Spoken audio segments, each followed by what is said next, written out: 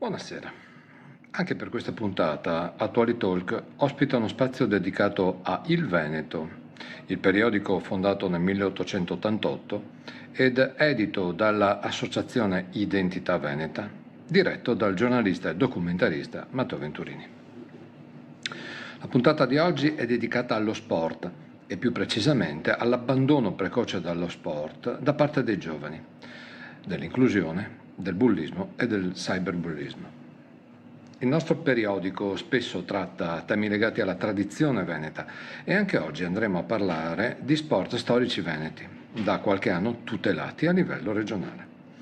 La Regione Veneto, da sempre attenta alla valorizzazione delle proprie radici culturali, ha scelto di sostenere con convinzione anche le discipline sportive tradizionali, considerate una viva espressione della storia, della civiltà e dell'identità popolare del territorio. Nel 2015 la Regione ha deciso di fare un passo avanti rispetto alla normativa precedente, che fino ad allora si concentrava esclusivamente sulla voga veneta, per abbracciare una visione più ampia e inclusiva. L'obiettivo era chiaro: riconoscere e promuovere l'intero patrimonio sportivo tradizionale del Veneto, in tutte le sue forme. A seguito di questo nuovo indirizzo normativo, nel luglio del 2018, la Giunta regionale ha approvato un primo elenco ufficiale delle discipline tradizionali venete, frutto di un'indagine capillare svolta sul territorio con la collaborazione di associazioni, enti locali e altri attori coinvolti. Questo inventario rappresenta una vera e propria fotografia del patrimonio sportivo popolare veneto, ma con una particolarità importante: non è un elenco chiuso. Al contrario, è pensato per essere flessibile e aggiornabile nel tempo, in modo da poter accogliere nuove segnalazioni e pratiche eventualmente emerse o riscoperte. In questo modo il Veneto conferma il proprio impegno a favore della memoria e dell'identità collettiva, facendo delle tradizioni sportive non solo un ricordo del passato, ma una risorsa viva da tramandare alle future generazioni. Tra le discipline oggi salvaguardate troviamo quelle relative agli sport acquatici e marinari, come la già citata voga alla veneta, la bissa e la vela al terza. Gli sport di birillistica, che tra questi comprende borella, burea sgepera, soni e spacciare. I giochi sferici come la baina e il tovegna, e altre discipline miste come lo scianco, il tiro con la balestra, il centurel, carrettini ed i più noti tiro alla fune e freccette. Questa operazione regionale ha attivato persino il Ministero per i beni e le attività culturali a livello nazionale, che, accogliendo la richiesta della Regione Veneto, ha approvato l'iniziativa Salvaguardia e diffusione delle discipline sportive e tradizionali venete, autorizzando l'utilizzo del marchio Anno Europeo del Patrimonio Culturale 2018, ancora oggi ampiamente utilizzato per gli sport citati poco fa. Come sempre, io vi saluto, vi auguro una buona trasmissione, un buon Veneto Regione ed un buon Veneto giornale, oltre a una buona serata.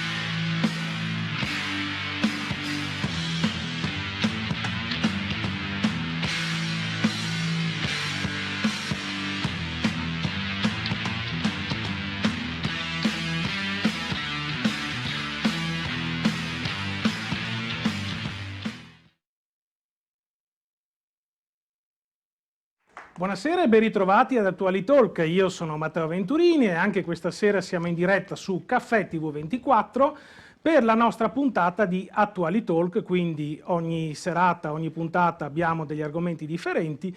Questa sera il titolo della nostra puntata è Equilibri sportivi, stavo dicendo siamo in diretta su Caffè TV24, che è un canale che va in onda regolarmente sull'88 per il Friuli Venezia Giulia, sul 112 per la Lombardia, sull'85 per il Veneto e sul 133 Freccia Su, selezione della Regione Veneto, e poi Caffè TV24 con le Smart TV.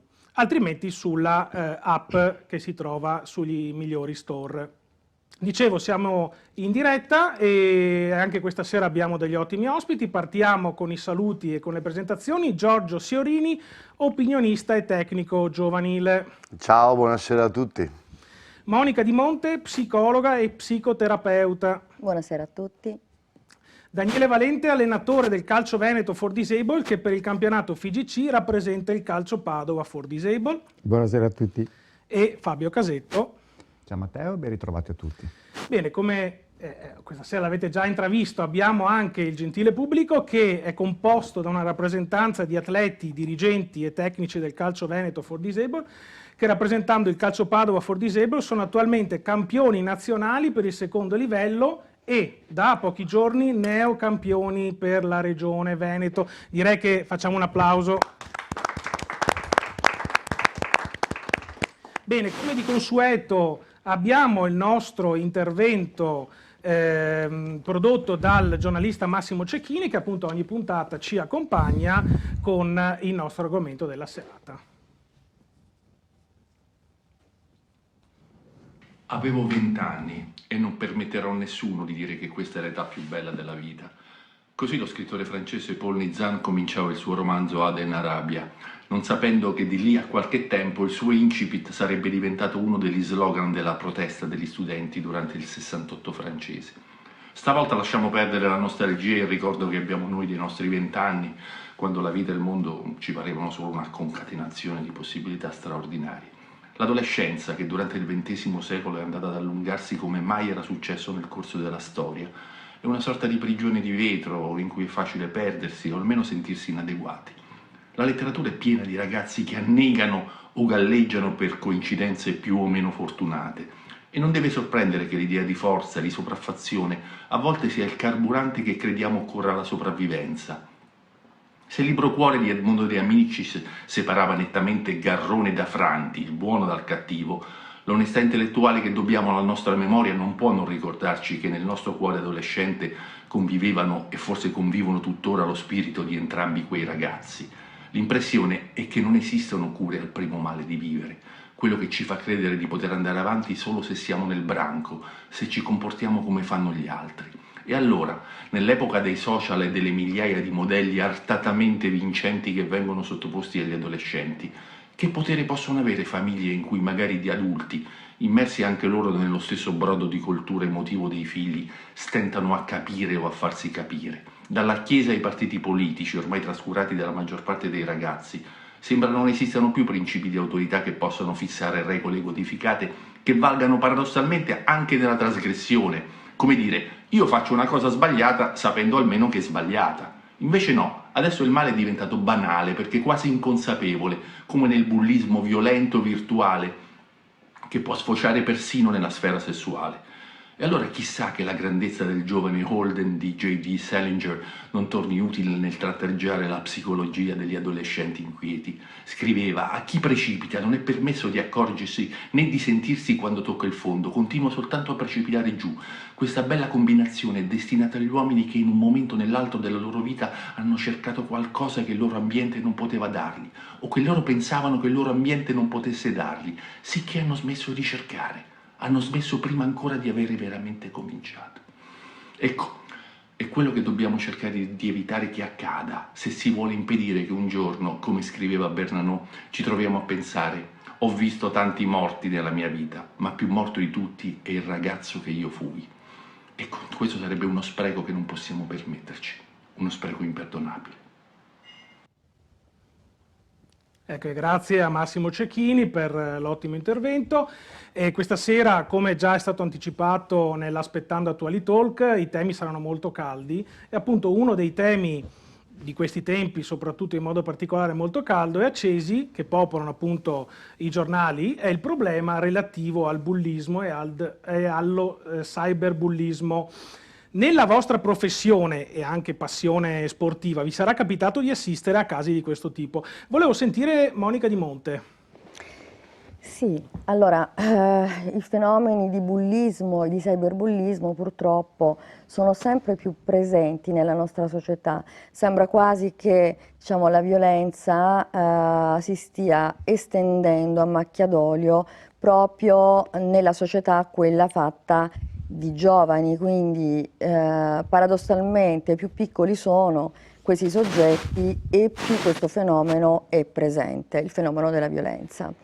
Se noi pensiamo che il bullo è un soggetto che è molto fragile, paradossalmente tende, no, a mostrare una forza che in realtà non ha e che proietta sul soggetto più debole proprio questo suo lato fragile, per cui tende proprio a volerlo eliminare perché non sopporta la visione di questa fragilità. Ecco, possiamo pensare come situazioni, contesti come lo sport, quindi contesti fortemente socializzanti e disciplinanti, siano paradossalmente, diciamo, luoghi nei quali questo bullismo si esprime con forza, perché la competizione tende, nei casi di fragilità personologica, a in qualche modo estremizzare questo lato e quindi a dare diciamo, l'occasione al soggetto fragile di competere in maniera piuttosto incisiva e violenta. Quindi la violenza diventa un modo per dimostrare la propria forza e, diciamo, il bisogno di autoreferenzialità, quindi il bisogno di mostrare chi si è in qualche modo. Per cui sì, purtroppo a fronte di tutto quello che noi stiamo mettendo in campo per gestire questa situazione, notiamo che questo fenomeno è difficilmente arginabile, forse perché gli strumenti che noi mettiamo in campo sono insufficienti, forse dobbiamo spostare l'attenzione su situazioni che magari sono ancora nell'ombra o sono sullo sfondo, mentre dovremmo cominciare, diciamo, a portarle in primo piano e lavorare su queste. Daniele Valente? Sì, allora diciamo da parte nostra, nella nostra società noi facciamo calcio, quindi i ragazzi che alleniamo noi sono soggetti sicuramente a bullismo e noi la viviamo in un altro modo, nel senso che noi il nostro allenamento viviamo i ragazzi nell'ora e mezza, nelle 3 ore durante la settimana mentre facciamo allenamento. Fra di loro c'è sempre qualcosa che non va, però il problema fondamentale è che i ragazzi che alleniamo noi sono soggetti a bullismo principalmente per la loro condizione, diciamo, no? Perché magari vengono presi di mira a scuola o nell'ambito lavorativo. Fortunatamente nel nostro ambito, come la viviamo noi, noi siamo adattati a fare un tipo di allenamento che noi diciamo, li alleniamo come se fossero ragazzi normodotati, no? Quindi non facciamo queste differenze e non abbiamo queste differenze.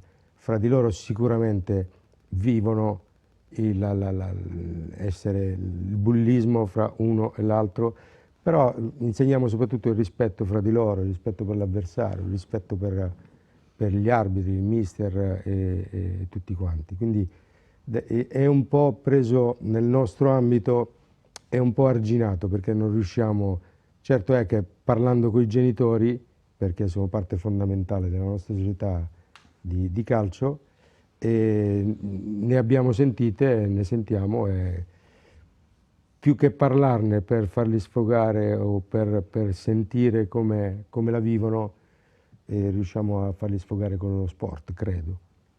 Do un'informazione in più che può essere molto utile, spesso non si sa, non si è a conoscenza di questa cosa. Nel sito del CONI, nel sito del FIGC, ci sono delle sezioni all'interno appunto del sito che permettono di recepire delle segnalazioni di cyberbullismo e di bullismo. Questo è uno strumento molto utile perché permette di arrivare a fondo e scavare e capire qual è il problema e soprattutto salvaguardare i ragazzi. Parliamo di livello sportivo, c'è anche poi a livello di scuola, perché è un altro luogo nel quale diciamo c'è grossa pericolosità di questo fenomeno.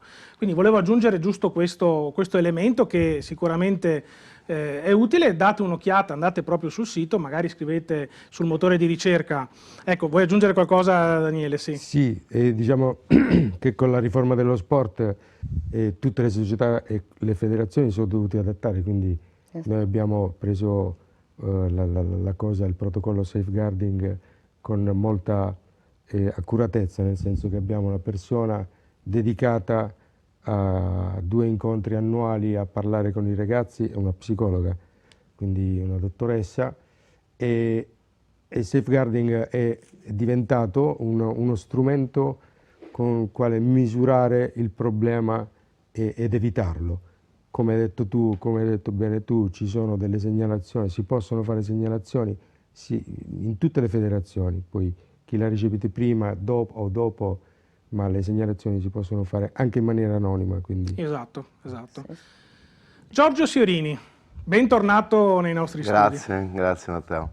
Allora, io posso parlare per l'esperienza dei settori giovanili e soprattutto per le esperienze dirette che ho fatto. Mi trovo molto in sintonia con ciò che ha detto la dottoressa, perché ha fatto uno specchio reale di ciò che accade e di ciò che è adesso la nostra società in generale in merito a questa problematica qua. Io aggiungo che vedo questo bullismo, questi casi di bullismo, li vedo più come un accentuarsi della mancanza di responsabilità. Mi spiego meglio. Il bambino di oggi, il bambino del 2014, nato 2014-2015, quindi 10-11 anni, non accetta la sconfitta, per esempio. Hanno una grossa difficoltà ad accettare una sconfitta sportiva. Questo ciò che accade in allenamento o in gara. E il primo pensiero che hanno è di scaricare su qualcun altro, quindi qualche suo compagno di squadra che magari tecnicamente non è alla loro portata, hanno questo accentuarsi di scaricamento nei confronti di questo bambino o di questo ragazzino. È vero che con la riforma dello sport, come diceva il mister, sono stati fatti dei passi in avanti, anche la società dove attualmente faccio questo mio hobby di allenatore ha un percorso con un psicologo.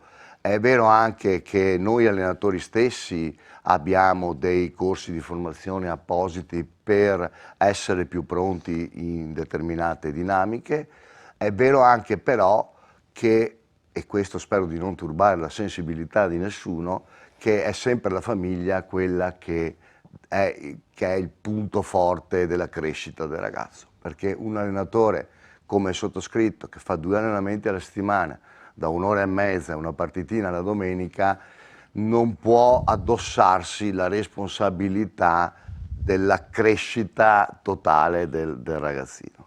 E in questo, nello specifico, nel caso del bullismo, può dare un contributo al fine di spiegare al ragazzo che determinate cose non vanno fatte, non vanno dette, non vanno, perché questo comporta all'interno dello sport, nella squadra, degli equilibri che non ci sono più, delle situazioni che poi non vanno bene, però ripeto, a mio modo di vedere, e ribadisco, spero di non turbare la sensibilità di nessuno, è sempre la famiglia quella, la prima, che deve intervenire nel figlio, nel ragazzo.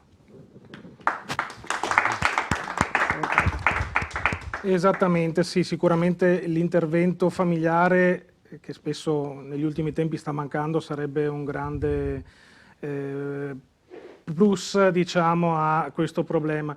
Volevo giusto dare un'indicazione molto veloce della differenza tra bullismo e cyberbullismo. Semplicemente uno era il vecchio, diciamo, bullismo, quello che potevamo vedere anche, possiamo trovarlo in qualsiasi film di qualche annetto fa. il cyberbullismo si aggiunge tutta la tecnologia moderna, quindi le chat, WhatsApp, eccetera, eccetera. Quindi se prima il bullismo accadeva nei luoghi frequentati dai ragazzi, più o meno giovani, perché poi l'età non importa, oggi può essere prolungato anche online, anzi può fare molti più danni, perché un'offesa, un video, una presa per i fondelli può andare oltre, può veramente occupare tutte le 24 ore e fare molti più danni. Fabio Casetto. Ma ascoltando gli interventi, ragionando un po', riflettendo anche sui dati che hai fornito, io non pratico sport, non pratico calcio, fondamentalmente giocavo a pallone fino ai 18 anni, devo dire non c'erano i telefonini, non c'era internet, non c'era nulla di tutto ciò, quindi tutto quello che è cyberbullismo fortunatamente non c'era. Nel contesto dove giocavo io, ripeto, fortunatamente nuovamente non ho assistito a fenomeni di bullismo, insomma credo che vivevamo in un contesto dove ci sentivamo in qualche maniera ascoltati, valorizzati, che è quello che credo che anche oggi deve essere importante, no? La valorizzazione, la protezione, l'ascolto dei ragazzi in un contesto sano. E è vero anche che comunque il bullismo, da quando è uscito dalle scuole, da quando poi si è proiettato nei social, quindi si divulga in una maniera anche esponenziale, velocissima e rapida, sta creando dati ingenti, quello che diceva anche prima Matteo. Sì, è sconcertante anche pensare che anche nello sport, un ambiente che ho sempre ritenuto sano, adesso mi occupo di altro, seguo altri sport, sono istruttore di trekking dolomitico, quindi comunque altri tipi di attività sportiva, in quegli ambienti là, devo dire la verità, fortunatamente no, però sentendo anche amici miei che hanno figli adolescenti che giocano a pallone, sì, ogni tanto capita dover fare qualche riflessione adulta sul fatto che paragonandoci all'epoca oggi ci sono delle situazioni, poi vuoi anche la pandemia, vuoi anche che molti ragazzi adesso passano metà del loro tempo, della loro giornata con i telefonini, vuoi anche che per un periodo della loro vita, quella più importante, quella dello sviluppo, fondamentalmente l'hanno passata a casa, e quindi ci sono anche magari delle ire represse, c'è qualcosa che, non sono psicologo, magari dopo ci aiuterà Monica, però sono convinto che comunque tutto questo passaggio, questi ultimi 5-10 anni siano stati fondamentali nell'ampliare, amplificare questo fenomeno che in effetti i dati lo danno abbastanza eloquente. Però chiudo ripetendo quello che ho detto prima, ambiente sano, valorizzazione, ascolto e quello che qualcuno che mi ha preceduto prima anche, non per forza mettere sempre la vittoria come obiettivo, ma provare altri valori, provare il fatto di giocare insieme, provare il fatto della competizione sana. Vedo che Giorgio ha alzato una manina, forse vuole aggiungere qualcosa. No, sì, volevo solo riallacciarmi a ciò che è appena stato detto, perché il bullismo è sempre esistito. Il bullismo c'era anche quando io ero ragazzino ed è sempre esistito, in forme diverse, ma è sempre esistito. Cosa c'era però? C'era la strada, cioè noi eravamo in strada, finiti i compiti, si era in strada tutti i giorni, e molte situazioni di bullismo nascevano e finivano in quel contesto della strada. Sì, esatto. Nascevano e finivano in quel contesto là. Sì. Perché? O perché te la sbrigavi da solo, o perché capitava che invece trovavi una cerchia di persone che in quel momento ti difendeva, sicché il bullo di turno si scansava, ed eri in strada tutti i giorni. Ora, purtroppo, la società attuale ci ha portato a, un po' per la tecnologia, un po' per i pericoli che sono aumentati, non solo pericoli di persone per strada, ma anche di mezzi. Il mio paesello giocavamo nella via principale, ora non la puoi più giocare a calcio nella via principale perché passano milioni di macchine, per dire, no? Quindi la società che si è evoluta in questo senso qua ha portato a far sì che questi ragazzini l'attività sportiva, in questo caso che fanno, la fanno quelle 2 volte alla settimana che vengono al campo, e il resto dei giorni della settimana sono dentro casa, spero studiare o a usare la tecnologia che si diceva prima. Quindi non c'è più quel rapporto di strada che, se da una parte poteva essere negativo perché incontravi il bullo della situazione, dall'altra però imparavi anche a... Quindi si è modificato e ampliato, amplificato.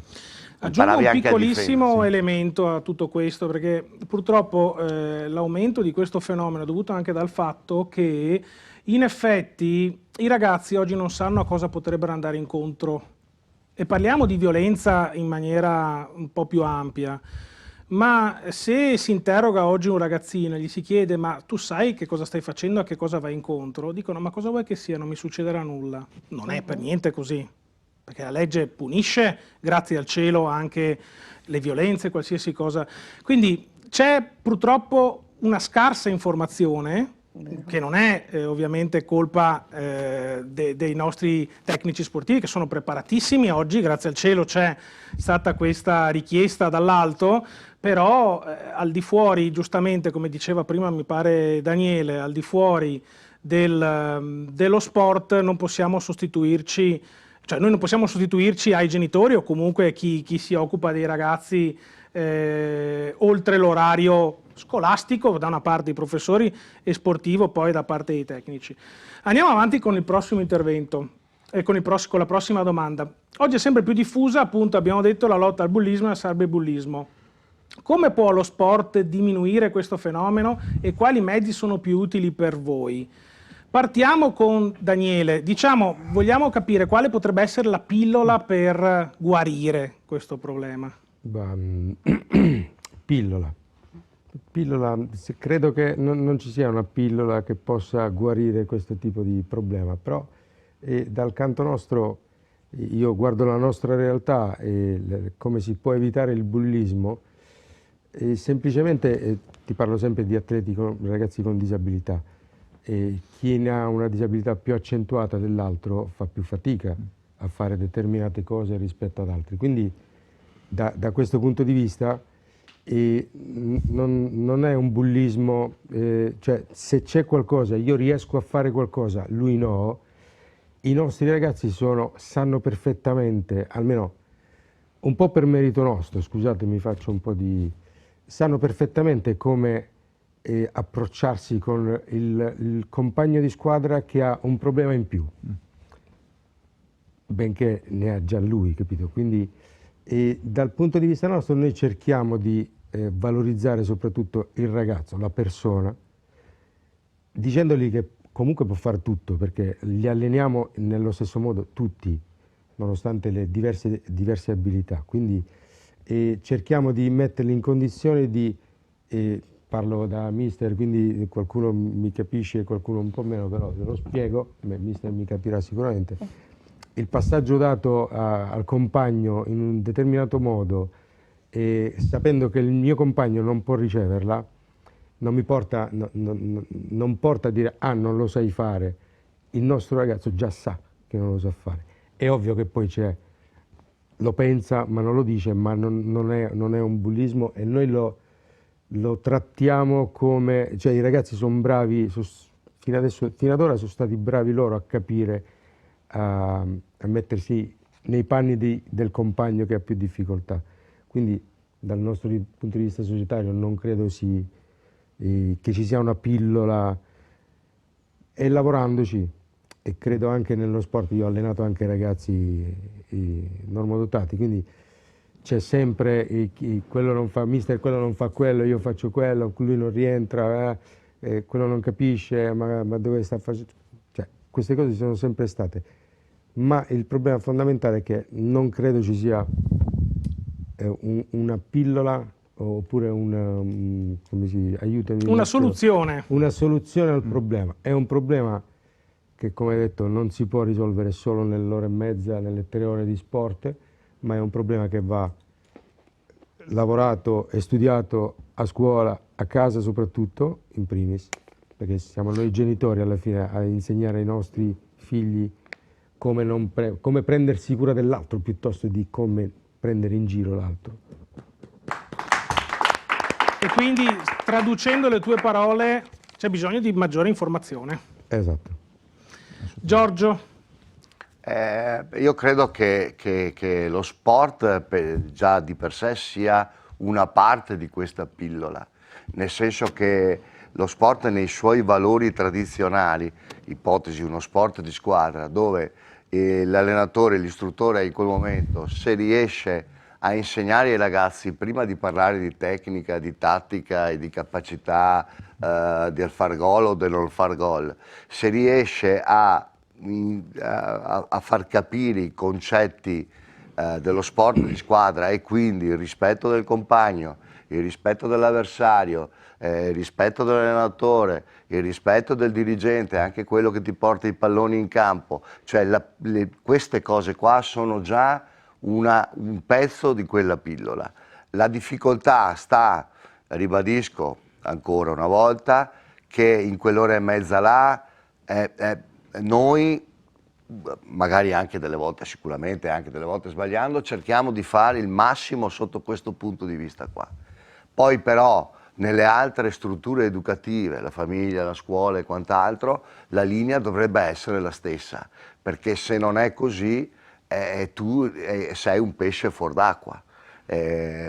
Voglio fare un esempio pratico, che tanto lo sentiamo quasi tutti i giorni e anche qua credo di non disturbare nessuno nel dirlo. Se mio figlio che ha 11 anni viene a casa con una nota della maestra, io prendo e vado a scuola e chiedo giustificazioni alla maestra perché ha dato una nota a mio figlio. Se io andavo a casa con una nota da mio papà, prima le giustificazioni dovevo darle a lui, certo. e poi finiva là. E se la passavi liscia? Nel senso, io non voglio fare il vecchio di turno che era meglio una volta, non è questo il senso del mio intervento, però io dico che se la linea guida fosse unica per tutti, in questo senso se ne parlava anche prima, no? Ora, bene, la federazione ha messo le linee guida, bene, il CONI ha messo le linee guida, ok, la scuola le ha messe queste linee guida? Sta iniziando. Sta iniziando. La famiglia come è supportata dalle amministrazioni, dai servizi sociali, perché questa linea sia seguita? Quindi secondo me la pillola è un pezzo di pillola che lo sport può mettere a disposizione dei ragazzi, gli altri pezzetti sono tutto il resto delle componenti. Abbiamo qui la possibilità di avere la dottoressa che sicuramente insomma, ne sa più di noi in questo senso. Mi piacerebbe capire ecco, se come le famiglie sono interessate a queste tipologie di sedute, lezioni, suggerimenti, insomma come si pongono le famiglie di fronte a queste... Mi correggo solo su una cosa perché ho detto sta iniziando la scuola, in realtà è già qualche anno, c'è la legge, se non mi sbaglio 2011, dovrebbe essere circa l'ultima legge, 2011 forse revisione 2014. È chiaro che nella posizione dell'insegnante è molto più difficile rendersi anche conto di quello che sta succedendo in classe. Perché? Perché l'insegnante non passa tutte le ore con la stessa classe, ma si divide in diverse classi. Insomma, ci sono varie cose da tenere in considerazione. È molto più difficile, soprattutto nei momenti morti, le creazioni, i cambi dell'ora, eccetera, eccetera, che sono i momenti migliori, tra virgolette, fertili nei quali si verificano queste cose. E sì, probabilmente non c'è neanche l'insegnante in quell'istante. Sì, ma io quando parlo di scuola o di sport, sì, non parlo di insegnante o di allenatore, ma parlo proprio di istituzione. Ok, quindi cosa può fare lo sport cosa può fare la scuola certo, cosa può fare in tutte le sue componenti. Si potrebbe fare sicuramente molto di più. Io credo di sì. Monica. Ci sono moltissime cose da dire perché devo dire che gli interventi sono stati assolutamente, come dire, nutrienti. E infatti io mi sono annotata dei concetti sui quali vorrei soffermarmi. Il concetto di responsabilità, di solidarietà, di presenza, che adesso veramente c'è l'assenza di presenza, no? C'è più presenza sui social, una presenza virtuale, ma poi nel concreto questa presenza un po' sfuma e quindi contesti come quello sportivo che io ho sempre inteso come una grande palestra di vita, perché davvero nell'ambito sportivo c'è tutto, cioè lo sport è disciplinante, è educativo, è socializzante, quindi c'è veramente tanto. però io mi permetto di dire che in questo momento è poco ludico, nel senso che l'aspetto competitivo molto spesso supera quello legato al piacere. Il piacere di fare sport deve essere la prima cosa, no? La prima attrazione per i ragazzi.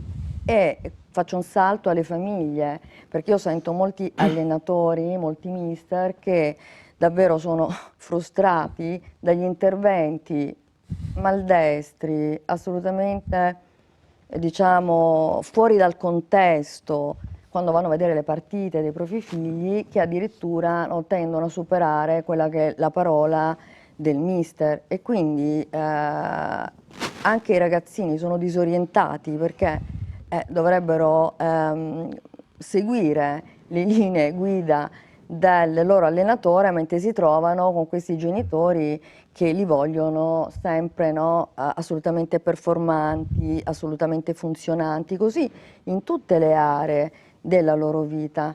Quindi per riallacciarmi un po' al concetto di responsabilità a cui Giorgio si riferiva poc'anzi, questi ragazzi paradossalmente sono iperresponsabilizzati sul piano proprio, no, di quello che loro devono portare a casa come risultato, per cui fanno fatica a vivere il fallimento. Mentre io ricordo, io sono stata una sportiva e ricordo che i miei allenatori mi insegnavano a perdere, perché la prima cosa che si insegna in uno sport, credo che no, possiate confermare quello che dico, è imparare a perdere, perché nel momento in cui si impara a perdere poi ci si sente più spronati a vincere e si entra in armonia con il gruppo, cosa che invece è assente.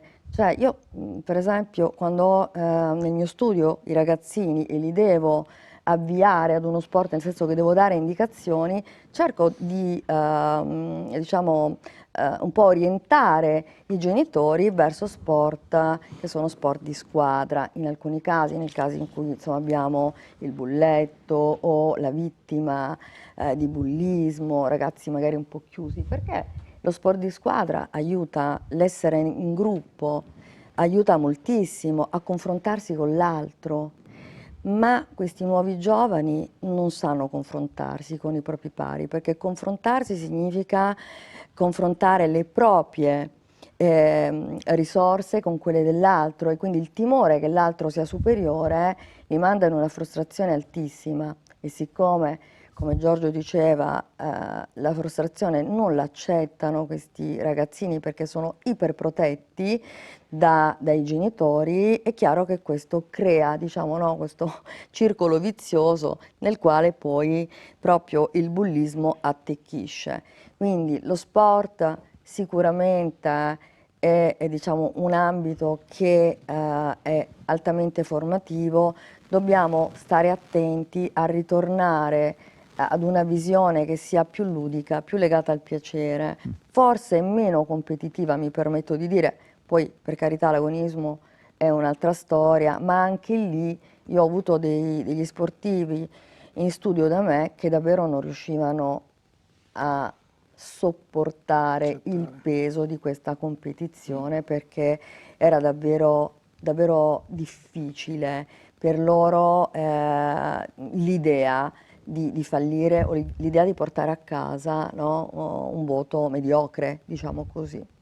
Hai detto una cosa molto bella che merita sicuramente un applauso, perché il saper perdere è fondamentale nello sport. Adesso vi faccio un po' ridere, io ho fondato una polisportiva nel 2003 e prima di vincere ci ho messo 3 anni, quindi mi autobullizzo di questo.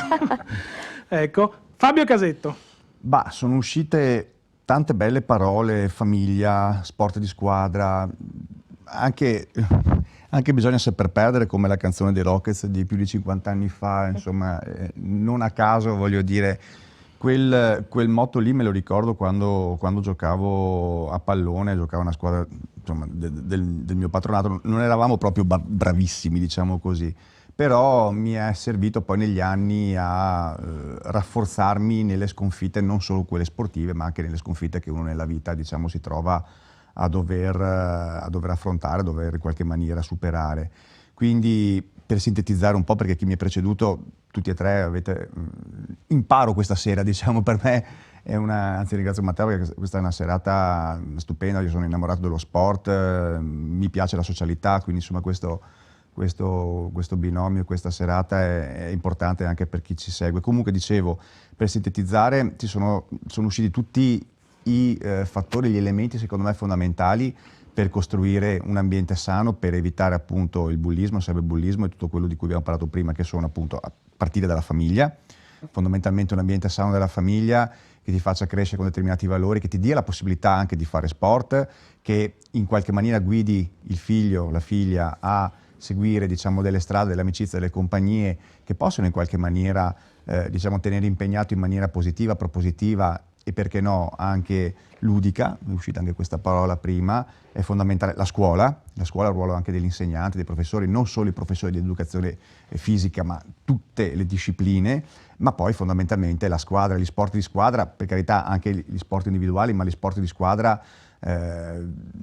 sono, secondo me, fondamentali nella formazione di una persona. Quello che non si impara in squadra, pallavolo, basket, calcio, è bellissimo. Ci sono certi sport dove anche il terzo tempo è un momento particolarissimo, parlo del rugby, dove addirittura la partita non finisce mai, in qualche maniera continua anche dopo, e quelli sono i momenti più belli, i momenti quelli dopo finita la partita, alla fine della fiera si è tutti amici, volemose bene, come si dice a Roma, e si va a festeggiare lo sport più che la vittoria sul campo. Quindi sì, ci sono degli ambienti che prima di tutto devono essere sani, e costruiamoli sani e fondamentalmente cerchiamo di aggregarci, perché ormai non ci rimane altro, siamo una società sempre più individualista, e il fatto di provare a sganciare per un attimo tutto quello che è la tecnologia, che, con tutti i vantaggi, con tutti i benefici che ci ha dato, e per carità, anzi chi allena può dare anche dei supporti,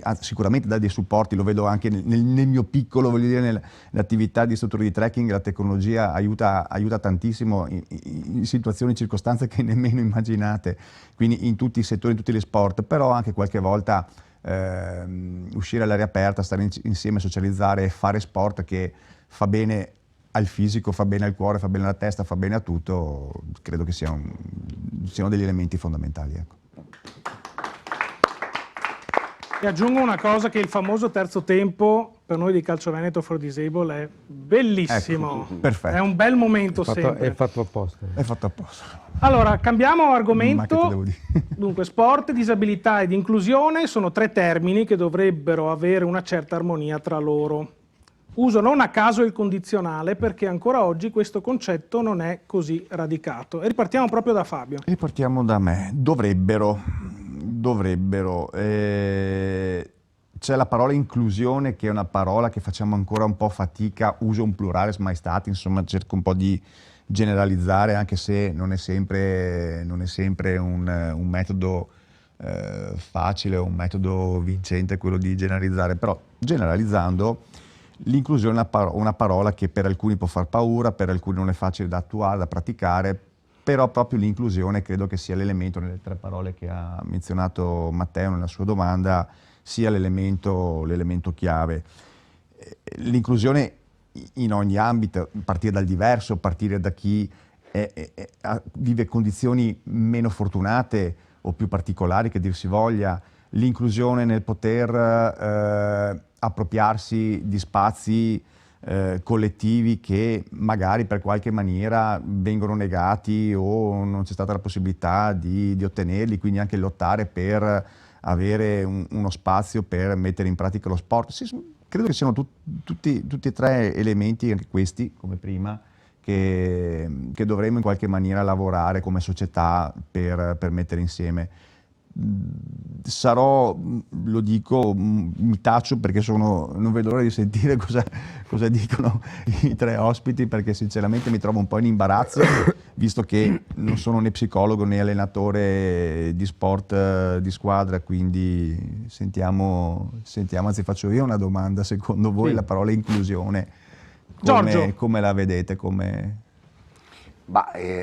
Inclusione è, almeno secondo il mio punto di vista, è una parola che prende un'ampiezza importante, perché l'inclusione può essere il ragazzino, io parlo sempre di ragazzini e scusatemi di questo, ma il ragazzino straniero che arriva in Italia da poco, l'inclusione può essere la persona con la disabilità, l'inclusione può essere il bambino, il ragazzino che ha dei problemi proprio comunicativi e che quindi viene spinto o inviato da un psicologo, e quindi c'è un rapporto iniziale con i genitori che ci spiegano il perché o per cosa. Cioè, l'inclusione è una parola che io ne ho vissute di tutti i tipi. Già quando ho fondato nel 97 il Ponte Singonò Calcio a 5 femminile era già inclusione, perché la femminile come disciplina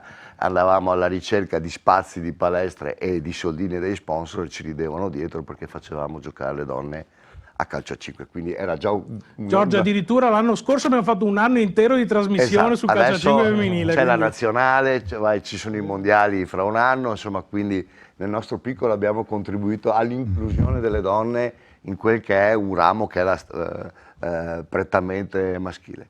Voglio raccontare questo episodio perché mi è capitato quando allenavo dei ragazzini, i ragazzini erano categoria allievi, sono stato avvicinato da un docente della scuola sordomuti che c'era, non so se c'è ancora adesso all'Arcella, perché aveva 3 ragazzini che loro facevano i loro campionati, ma erano veramente bravi e voleva che provassi a farli giocare in FIGC con i ragazzi normodotati, perché secondo lui potevano comunque dare il loro contributo.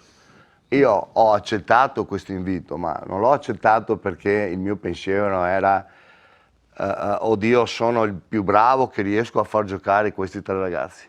Ma il primo pensiero che ho avuto è: perché questi non possono venire a giocare?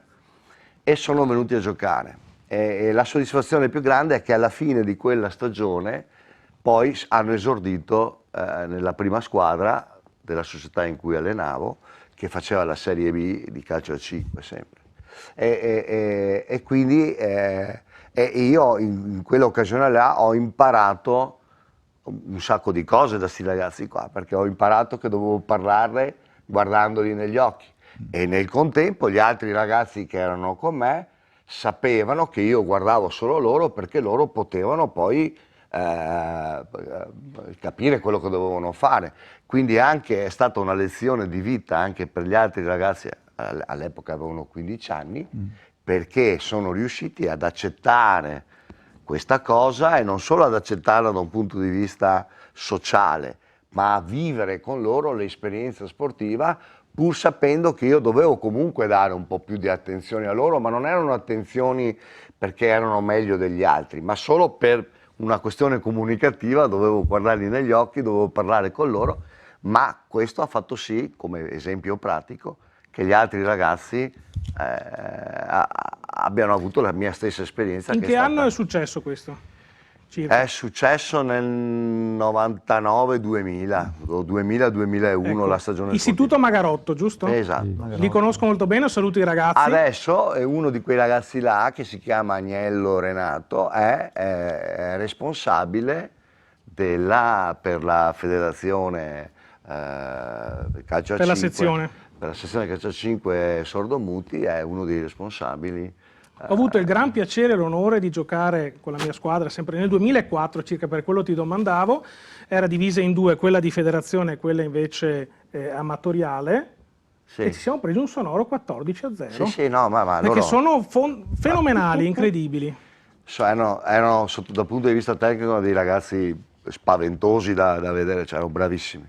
Ma l'esperienza personale che ho avuto nella inglobarli all'interno di una squadra di normodotati, se vogliamo così, è stata incredibile. Una delle più belle esperienze della mia vita. Daniele, vedo che sta aspettando. No, io volevo solo autopullizzarmi perché ne ho subite anch'io. 14 no, ma ne ho giocate contro 2-3 del Magarotto veramente forti. Sì. Ci sono ragazzi veramente bravi. Inclusione. La nostra inclusione.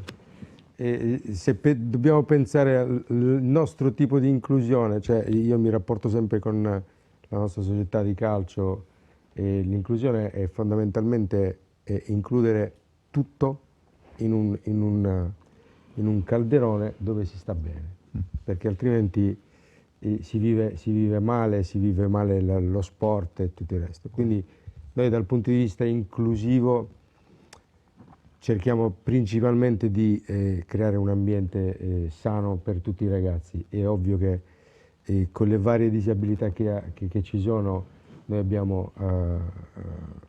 facciamo molta più fatica non a fare inclusione, perché quella comunque la facciamo, i ragazzi fra di loro, soprattutto i ragazzi con disabilità, l'inclusione la cercano, perché si cercano proprio e si vogliono condividere con uno sport di gruppo, come diceva prima il mister e la dottoressa, con uno sport di gruppo è fondamentale, soprattutto per loro. E l'inclusione che facciamo noi è fare un allenamento non mirato alla disabilità, ma un allenamento normalmente usato come in altri contesti, no? Nel senso giocare, fare le stesse cose che fanno gli altri. Quello dal punto di vista inclusivo per me, per la nostra filosofia anche con gli altri mister, è la parte principale. Infatti non abbiamo mai fatto differenze. È ovvio che ci sono differenze dal punto di vista fisico, ci sono differenze anche dal punto di vista cognitivo, quindi devi sapere cosa può fare un ragazzo e cosa non può fare. Però fondamentalmente il nostro tipo di inclusione è prima di tutto l'ambiente sano. Fa stare bene i ragazzi è già un tipo di inclusione che a noi come punto di partenza va più che bene. Mi riallaccio a quello che diceva il mister prima.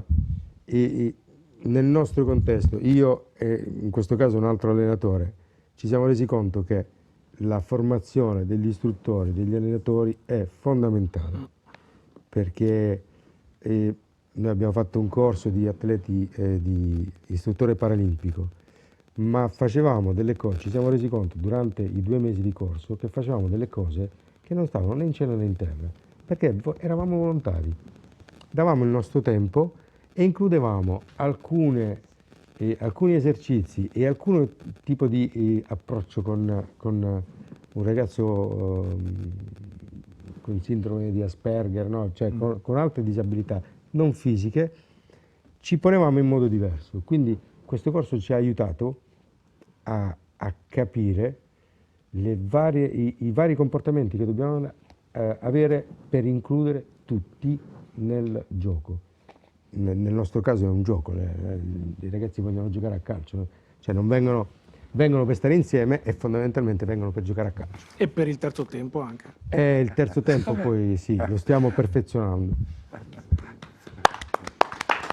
No, a parte gli scherzi, no, è fondamentale, io posso dirlo perché appunto ci sono anch'io dentro, quindi è la cosa bella che si respira già solo all'interno dei gruppi WhatsApp, per dire, ma non solo, anche quando nel pre-partita, nel post-partita, nel terzo tempo, eccetera.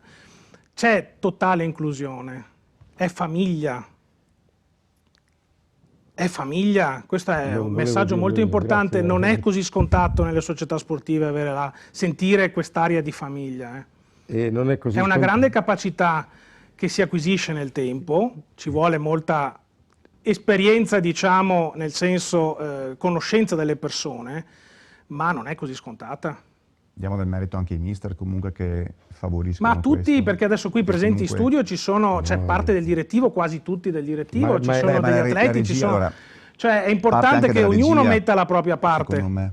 Allora, la parte fondamentale la fanno comunque i ragazzi, Questo. Nel senso che, sempre tornando al discorso di prima, noi per arrivare dove siamo arrivati, e non è che siamo arrivati, noi facciamo il nostro con 2 livelli in FIGC, giochiamo il campionato di CPS, ma prima di arrivare a 5 anni fa che abbiamo vinto il FIGC, Matteo tu ci conosci da una vita, quanti ne abbiamo perse?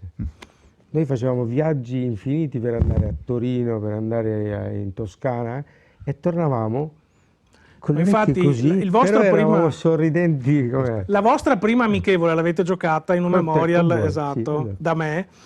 E avete imparato a perdere inizialmente Sì, benissimo anche, poi dopo, come noi, avete fatto i vostri progressi. Sì, funziona. Manca Monica. Eccomi. Allora, l'inclusione. Il concetto di inclusione ha a che fare con l'apertura, perché se noi vogliamo includere dobbiamo aprirci. Bello. E l'apertura mentale è importantissima per poter includere. Ma aprirsi che cosa vuol dire? Vuol dire restare in ascolto dell'altro, vuol dire osservare, essere sensibile all'altro, vuol dire essere anche curiosi in senso positivo.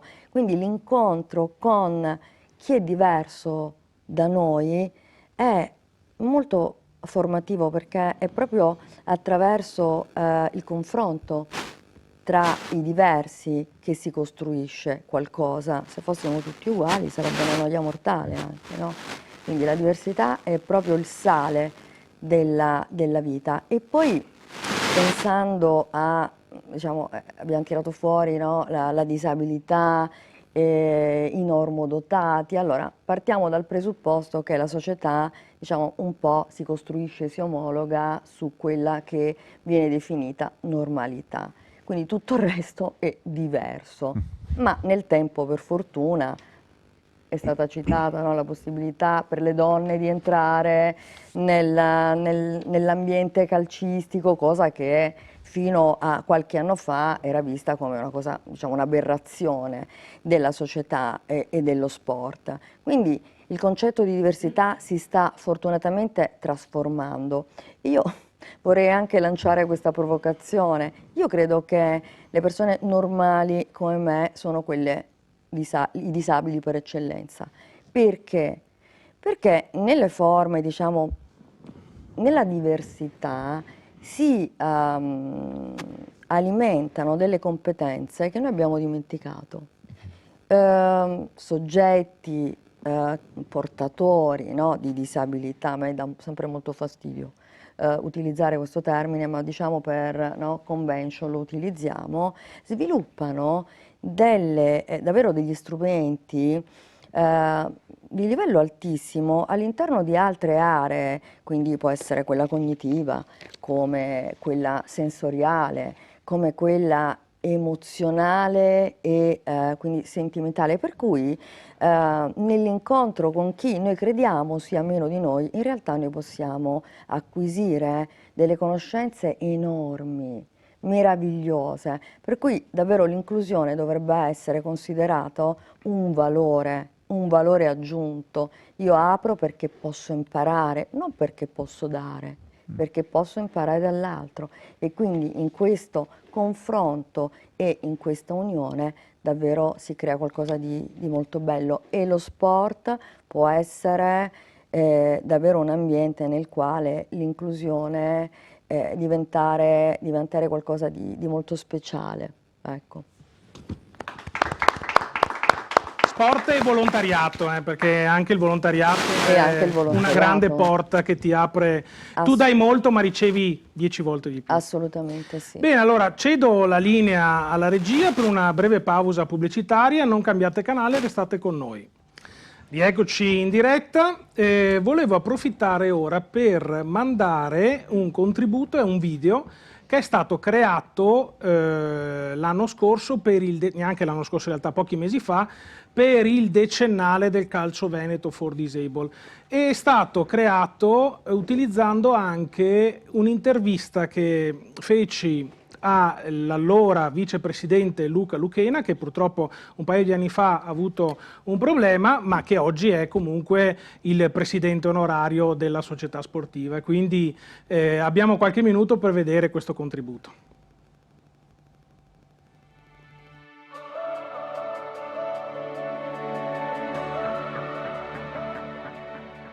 E poi dal 2014 sei entrato insieme ad altre persone, adesso ce lo racconterai tu, e hai fondato la Calcio Veneto for Disabled. Far fare sport, il calcio, siamo partiti con il calcio a ragazzi con disabilità. Noi siamo partiti con quel progetto con ragazzi con cerebrolesione come progetto iniziale, e da lì si parte. si parte con non pochi problemi, con non poche perplessità, perché è uno sport nuovo. I ragazzi non ce n'erano, noi abbiamo cominciato con 2 atleti, anzi tu ti dovresti anche ricordare bene, perché credo che sia stata la prima partita amichevole che noi abbiamo fatto, è stato proprio grazie a un tuo invito ad un memorial. Memorial Evans Bentivogli, sì. Credo che sia stato a maggio 2014, che credo sia stato proprio una delle prime manifestazioni a cui abbiamo partecipato. Beh, da lì è stato un susseguirsi di emozioni, di impegni, perché siamo partiti con pochissimi ragazzi, abbiamo cominciato ad avere rapporti con la neuropsichiatria di Padova, di Campo San Piero, proprio alla ricerca di questi ragazzi. E partendo da quei pochi atleti, nel 2016 fondiamo la prima scuola calcio in Italia per ragazzini con disabilità, che va dai 6 anni in su. Siccome si va avanti con questo gruppo di lavoro, e ti dirò che è stato anche impegnativo, nello stesso tempo tante soddisfazioni, ma tanto impegnativo proprio nella ricerca. Noi c'è stato un periodo che tra convegni scolastici e piazze eravamo dappertutto per dare informazione, per far sapere a queste famiglie, ma soprattutto ai ragazzi, che si poteva fare sport. Col passare del tempo abbiamo avuto tanti traguardi in questi anni.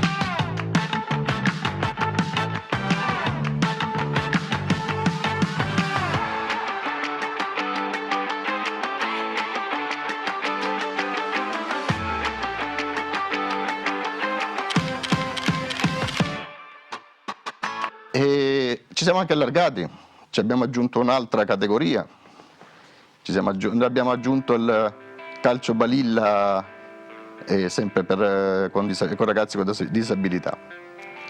Il susseguirsi di emozioni che alla fine ti ha portato ad oggi ad avere 2 squadre, ad avere 40 atleti con un gruppo di lavoro di 60 persone.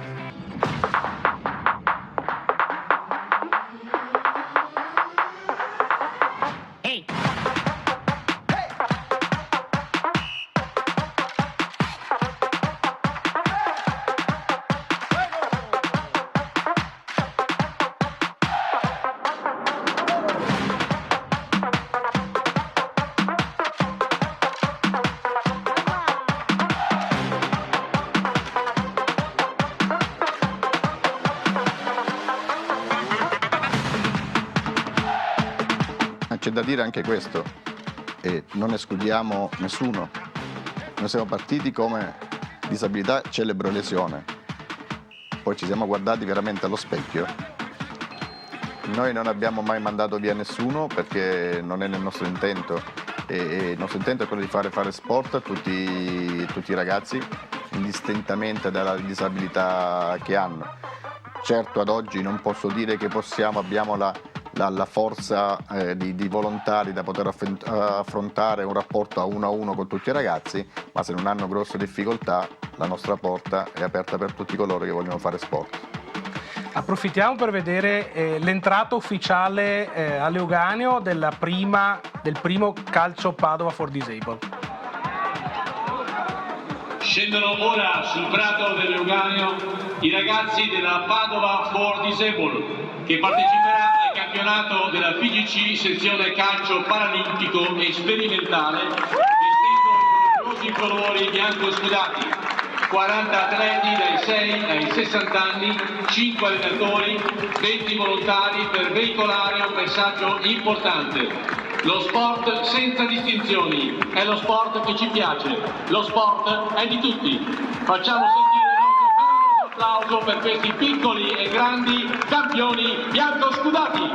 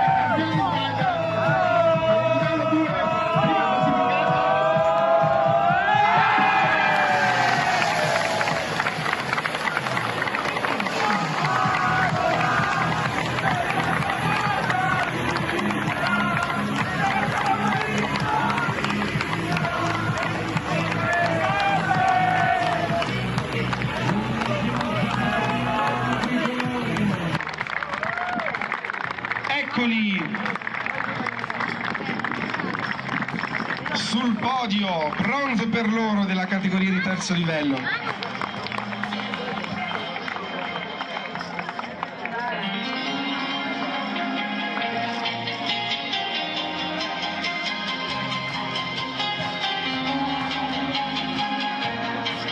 Quale valore sociale è il volontariato per te? Valore sociale è il cuore di una nazione o anche di più. Senza volontari non saremmo qui, non esisteremo noi come associazione, ma anche il motore economico italiano avrebbe tanti problemi ad andare avanti. I volontari sono tutti e non finirò mai di ringraziarli.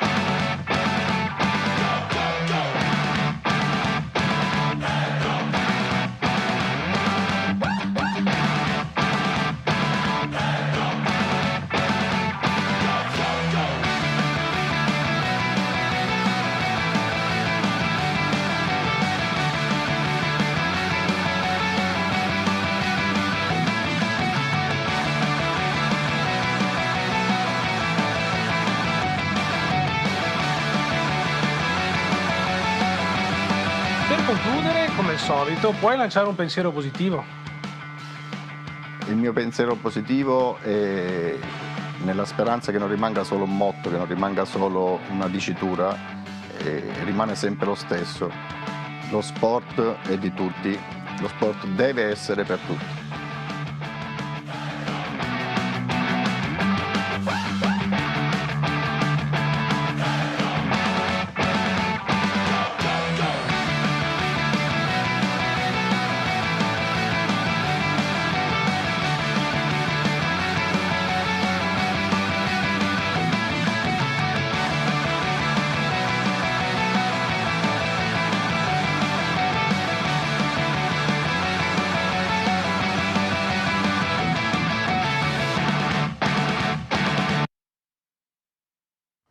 Bellissimo.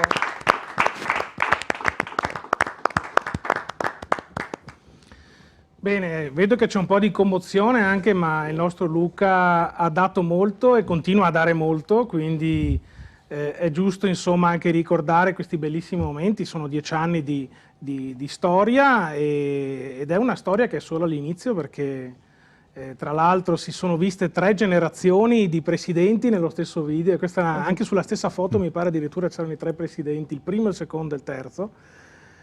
Quello che non è cambiato è il nostro Daniele. Vorrei da lui un commento così dopo questo bellissimo video. Allora, che non sono cambiato, quindi vuol dire che sono ancora in linea, già è una cosa. No, io qui ho visto 3 presidenti, ho visto, vabbè, un amico che ringrazierò per sempre, perché mi ha chiesto un giorno di dargli una mano e ci sono rimasto da 11 anni ormai, quindi... E un'altra cosa che mi ha fatto piacere vedere è vedere un ragazzo che ha iniziato, aveva 7 anni e adesso gioca in nazionale, quindi e ne ha 18, quindi sono 11 anni che lo seguo, 11 anni che lo portiamo avanti e ho visto proprio un'evoluzione grandissima, quindi scusate ma mi sto...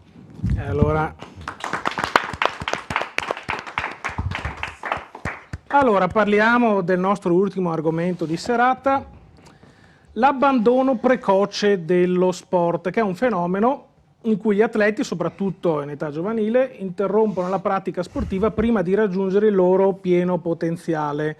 Questo può essere dovuto ovviamente a diversi fattori, tra questi possono essere aspetti sociali, aspetti psicologici o legati alla disciplina stessa. Partirei da Giorgio, visto che sei un tecnico giovanile.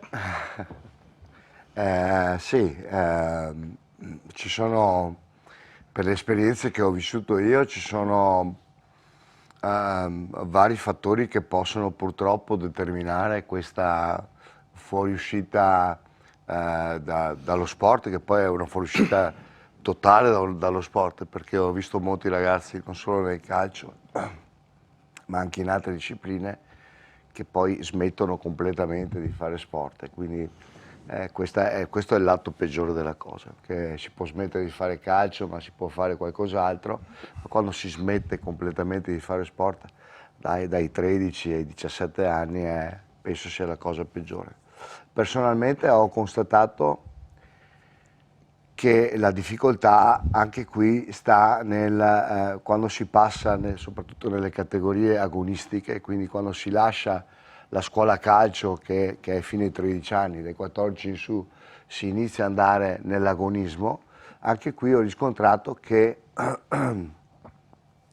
alle prime difficoltà questi ragazzi mollano, lasciano. E qui per difficoltà intendo proprio il fatto di doversi misurare non più nel ludico, come diceva la dottoressa prima, ma in categorie che comunque prevedono l'agonismo, perché lo prevede la struttura dello sport in sé. Alla prima difficoltà, che può essere l'allenatore che magari non li fa giocare il tempo che loro credono che debbano giocare, il compagno di squadra che allora non si è più bambini ma si è ragazzini, che magari è un po' pesante nelle sue affermazioni, queste problematiche qua. Questo concetto però di fondo è che il ragazzo non è un ragazzo, cioè a 16 anni, se tu hai un problema con l'allenatore, nei tempi e nei modi previsti a fine dell'allenamento, vai là e gli dici: mister, cosa c'è che non va? Perché io non gioco? Cosa devo fare per far sì di farti cambiare idea? Ipotesi, no?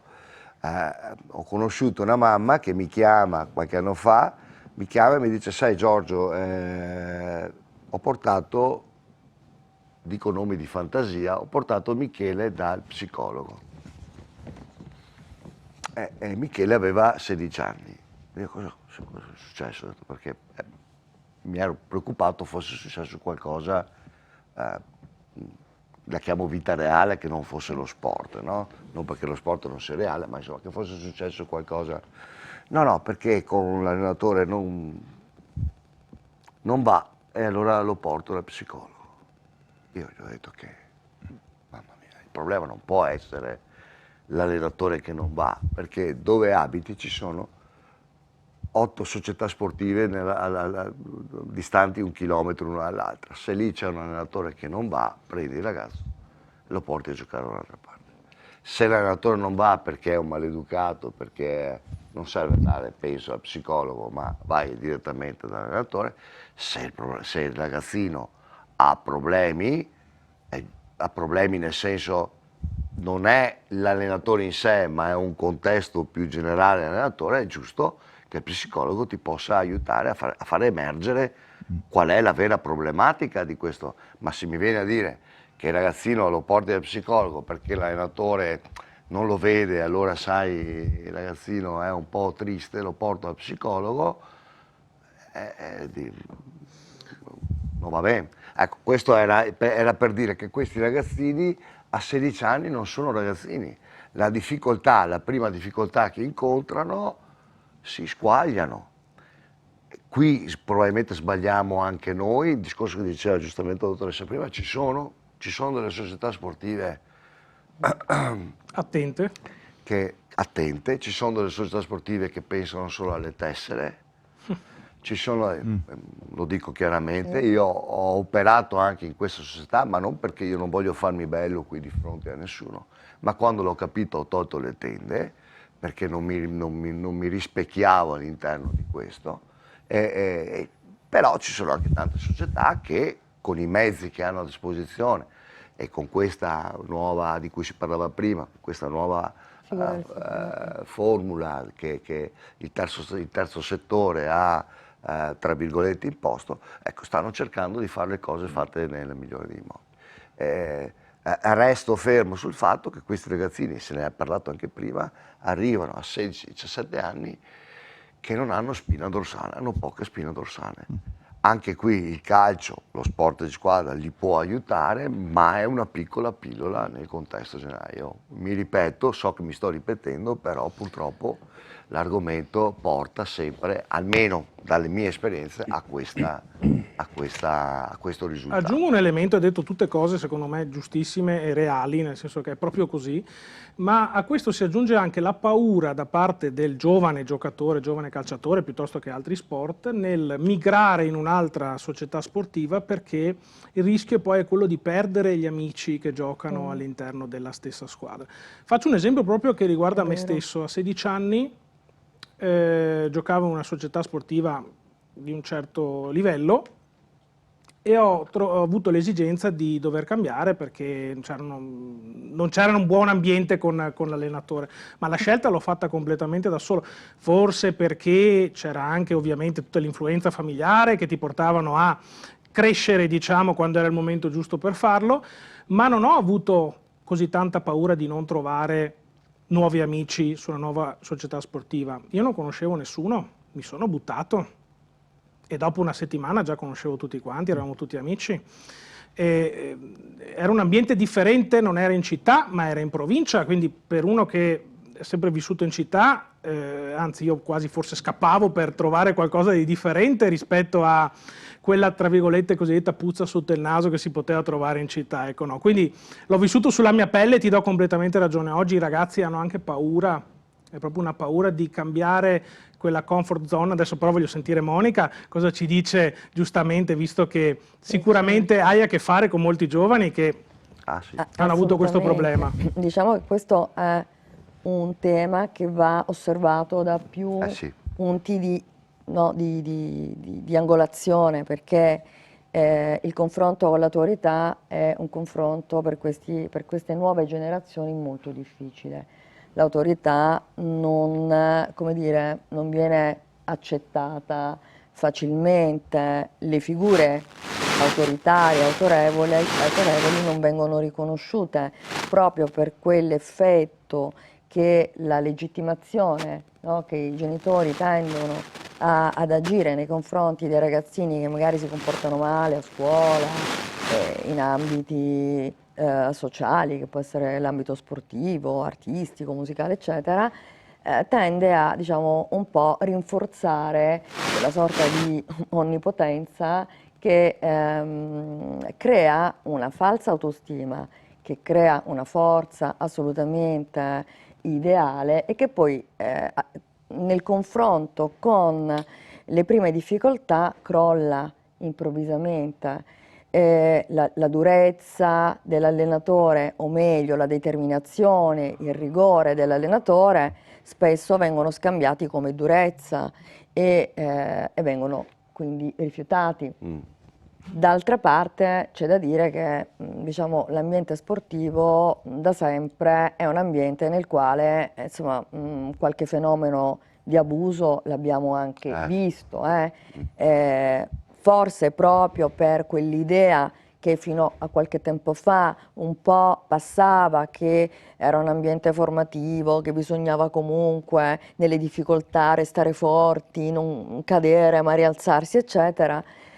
Per alcuni era più facile, per altri, diciamo, altri ragazzi un po' più fragili stavano zitti, ma il vissuto negativo se lo portavano dentro e questo poi nella crescita e nella formazione della personalità sicuramente poteva diventare un trauma. Ecco perché poi la figura del safeguarding, che diciamo credo dalla fine del 2024 è diventata comunque obbligatoria all'interno delle società sportive, garantisce anche quell'aspetto formativo degli allenatori che magari devono attenzionare un po' di più queste fragilità, senza magari evitare di vederle, no? O discriminarle in qualche modo.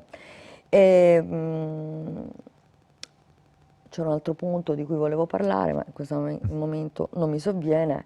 In ogni caso, insomma, è vero, è così, è vero che questi ragazzi poi abbandonano lo sport, abbandonano forse nel momento in cui c'è il passaggio ad un livello superiore, quindi ad un livello in cui la stessa competizione ti impone, diciamo, una disciplina più rigorosa, lì allora diciamo, si evidenzia maggiormente questa fragilità personologica, ma c'è da dire anche che la disabitudine a vivere una realtà che è fatta proprio di cose materiali, di confronti fisici, e mentre guardavo quelle bellissime immagini che scorrevano, io mi sono resa conto a un certo punto che non c'erano telefonini, che si vedevano. Ora siamo abituati a vedere ragazzi con i telefonini in mano continuamente, qualsiasi cosa facciano, la colazione la mattina, che vadano in bagno, loro no, sono accompagnati dal telefono. Molti di loro lasciano lo sport e si rinchiudono, no, nella stanza con la PlayStation, queste forme alternative di sport che nulla hanno a che fare con lo sport, quello reale. Quindi il problema del confronto con la realtà, con l'autorità, con le difficoltà è un confronto che, ahimè, in molti casi determina questo abbandono ed è un peccato. Poi, scusa Matteo, lo sport è un passaggio. Molti di questi ragazzi qua, finite le superiori, dove il contesto scolastico di un certo tipo si approcciano all'università, che è un aspetto, è un sistema diverso di studio, un sistema diverso, vanno in difficoltà anche lì. Cioè la difficoltà dello sport è un passaggio. Se io alla difficoltà dello sport me ne vado a casa, poi vado all'università, faccio 3 esami, me ne vado a casa. Cioè succede anche questo. Quindi è proprio una scuola a quello che può essere lo sport o il terzo settore. Però purtroppo la scuola nel negativo lo è anche poi nel proseguo, potrebbe esserlo anche nel proseguo della vita. Se posso dire Sì, certo. anche un'altra cosa, diciamo che appunto il passaggio all'agonismo impone poi una frequenza maggiore e anche i fine settimana impegnati.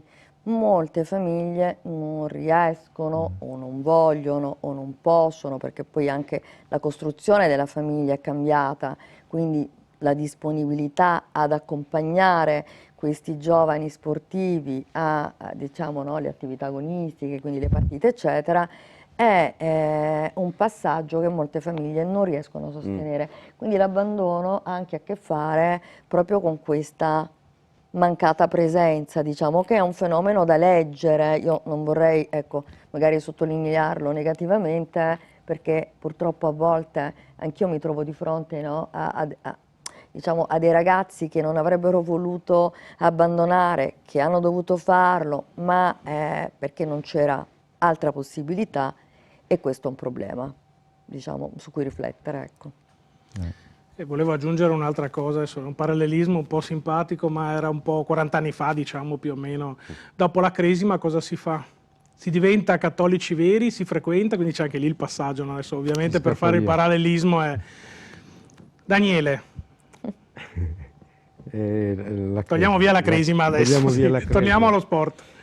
No, io riallacciandomi al mister e anche alla dottoressa, credo che sia proprio il passaggio all'agonismo vero e all'aumento delle frequenze degli allenamenti e degli impegni. Io l'ho vissuto in prima persona, un figlio che la domenica mattina, dopo i vari impegni, giocatore di rugby, quindi impegnato 4 volte a settimana, la domenica che non giocava veniva convocato con il CIV Veneto per andare a giocare, quindi non aveva mai una domenica. Quindi la domanda è: papà, io quando riposo la domenica? Era stanco, era stanco. Poi io metterei anche lo studio, sono veramente tanto pressati. E con quella pressione che gli mettono, giustamente, poi non è che non debbano averla, l'abbiamo subita tutti, la devono subire anche loro, giustamente.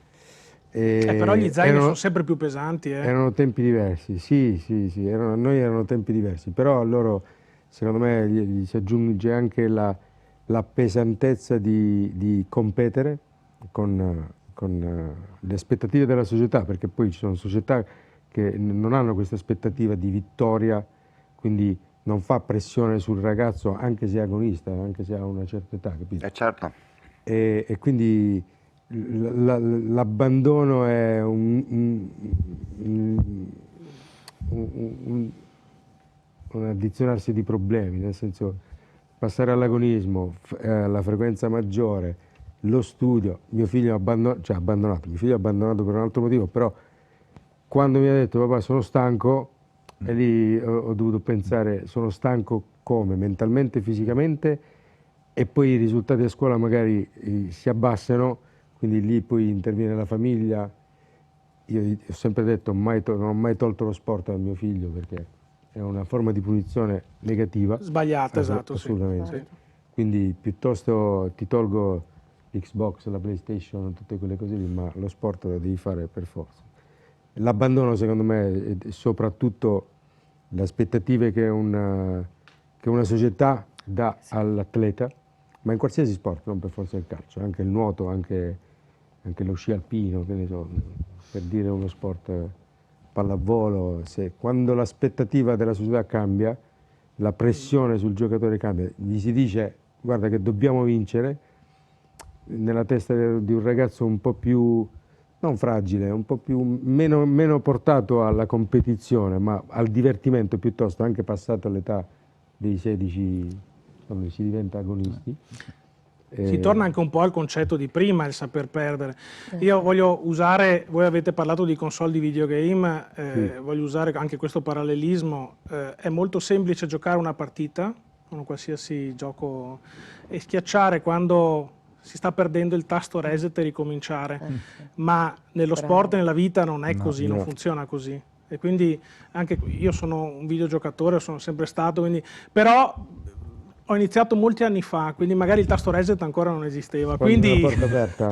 dovevi prendere la cassettina e aspettare 3 minuti per rilanciare il gioco, quindi non era così. Ecco, no, adesso a parte gli scherzi ovviamente è una battuta, però bisogna sapere scindere le cose, distinguerle tra loro, e non sempre purtroppo i ragazzi di oggi riescono a farlo, perché inseriti in questa società dove si ritrovano già con dei mezzi a disposizione che noi neanche ce li sognavamo, diciamo, sono arrivati in corso d'opera, fanno anche più fatica a comprendere E le se differenze. posso aggiungere, io direi che dopo l'abbandono, se c'è un abbandono che è sintomatico, uno non può diventare professionista, quindi dopo l'abbandono, perché qualsiasi sport, le amicizie più belle sono quelle venute dallo sport. Sì. Gli amici del calcio, gli amici del rugby, il mio figlio frequenta tutti gli amici rugbisti, quindi perché sono cresciuti insieme, quindi condividono una passione che non hanno più fondamentalmente, però sono rimasti talmente attaccati, ma succede col calcio, succede con tutti gli sport. Sì, come la scuola, anche lo sport, sì, allo stesso modo. E quando passi molto tempo con le persone condividi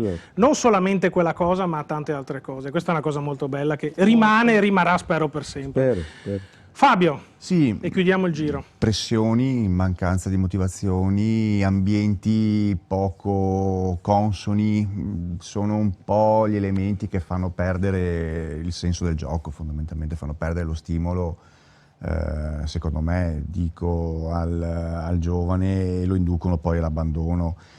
Il problema qual è? Che poi con l'abbandono si perde anche il piacere o la necessità anche del muoversi, dello stare insieme.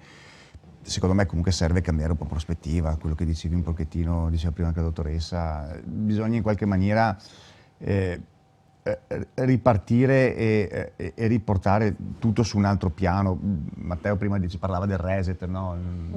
Nella vita reale non c'è il reset dobbiamo costruircelo noi.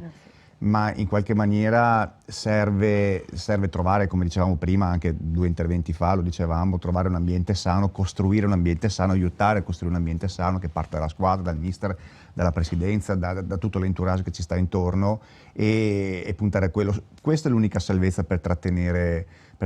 Poi ci sono anche degli sport, penso al tennis, perché se ne parla in questi giorni tantissimo, sono certi tennisti, adesso c'è un giovane tennista che è numero 330 al mondo, questo Cina, che ha quasi 18 anni, che lo stanno già dando come futuro numero 1 al mondo. Pressione. Caspita, sì, va bene, ok, lasciatelo giocare, perché quello che si sta creando questo giovane, no dottoressa, quello che sta creando questo giovane credo che sia, se niente questo non arriva nei primi 50, che già i primi 100 nel tennis è chapeau, esatto, se questo non arriva nei primi 50, questo a 23 anni comincia a meditare l'abbandono. Sì.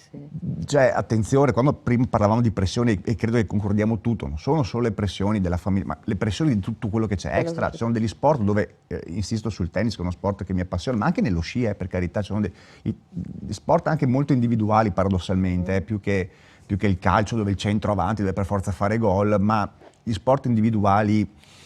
Quest'anno non ho la fortuna di essere, l'anno scorso ero a Roma all'Internazionale di tennis, respirando un po' in quegli ambienti lì la situazione. Sì, c'è pressione, l'ho detta prima, l'avete detto tutti voi, concordiamo tutti e 4, Cingo con Matteo, la pressione è secondo me il primo elemento che funge da deterrente o da freno, da in qualche maniera arco per lanciare via lo sportivo, il giovane, a prescindere. È la pressione proprio della società, delle aspettative della società rispetto all'arrivare numero tot, quindi bisogna per forza, per valere, bisogna essere entro quella rosa dei primi 10, dei primi 30, altrimenti non vali niente, altrimenti non ti guardo neanche, non esisti. Questo è terribile, perché davvero io credo che la funzione dello sport o lo sport stesso non abbia questo significato. Poi sicuramente ci sono delle categorie eccellenti dove si arriva a fare cose impressionanti, ma ci si brucia anche presto, nel senso che poi quell'attività portata a tali livelli, quindi essere nei primi 10 al mondo come tennista sicuramente non la puoi mantenere per chissà quanto tempo, quindi diciamo esasperarla anche con questa aspettativa continua diventa veramente mettere nelle condizioni quel soggetto di doversi difendere addirittura da tali aspettative, quindi si creano delle difese che se poi crollano da un momento all'altro per qualsiasi problema davvero mettono la persona a rischio. Sì. E torniamo al punto di prima. E che anche non la è più... professionalità della E anche la persona, professionalità. soprattutto.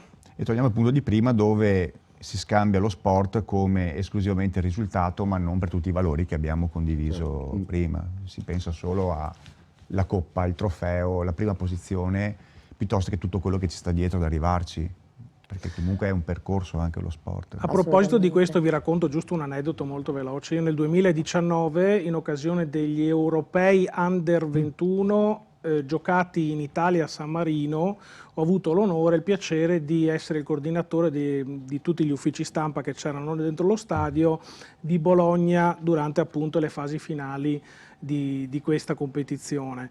E appunto coordinavo nel senso che arrivavano tutti i vari